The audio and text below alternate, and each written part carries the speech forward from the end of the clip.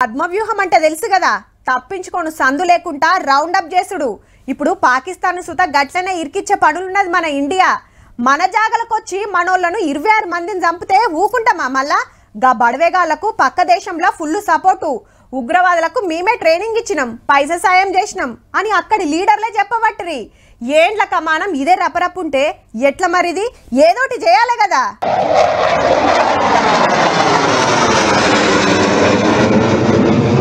ఏహెర్రా చూసుకుందాం అన్నట్టే ఎట్లా తిరుగుతుందో చూడుర్రి.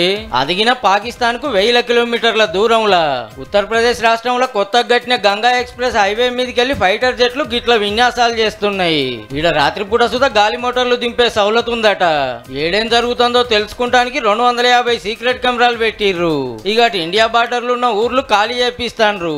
సరుకులు సౌదాలు తీసుకొని బంకర్లకి వెళ్ళిపోతున్నారు పబ్లిక్. ఇంకో దిక్కు పాకిస్తాన్ మీద పైసల దెబ్బ కొట్టాలని చూస్తుంది మన దేశం. అప్పట్లో సర్జికల్ స్ట్రైక్ చేసినట్టు ఇప్పుడు ఫైనాన్షియల్ స్ట్రైక్ అన్నట్టు అన్ని దేశాలకు అప్పులు ఇచ్చే IMF ను 6 లక్షల కోట్ల అప్పు అడిగిందట పక్క దేశం. గా పైకంతో ఉగ్రవాదులను జాతారని కడమ దేశాలకు చెప్పి ఆపిస్తారట. అంటే సెదలు పట్టిన చెట్టును కొట్టకుండా నీళ్ళు అందకుండా ఎండబెట్టే ఉపాయం అన్నట్టు.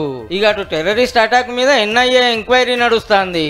ఇప్పటికి 60 ఇండ్లలో చెకింగులు చేసి 1900 మందిని ప్రశ్నించిండ్రు. పహల్గాం అంతటా పుణుకులాడితే 40 ఖాళీ తూటాలు దొరికినాయట. ఆ దినం కాలం చేసిన నేవీ ఆఫీసర్ వినయ్ నర్వాల్ భార్య హిమాన్సి భర్త పేరు మీద బ్లడ్ క్యాంప్ పెట్టింది. నాకు ముస్లింల మీద కాశ్మీరీల మీద కోపం లేదు, శాంతినే కోరుకుంటా అనుకొచ్చింది. People going against Muslims or Kashmiris, we don't want this. We want peace and only peace.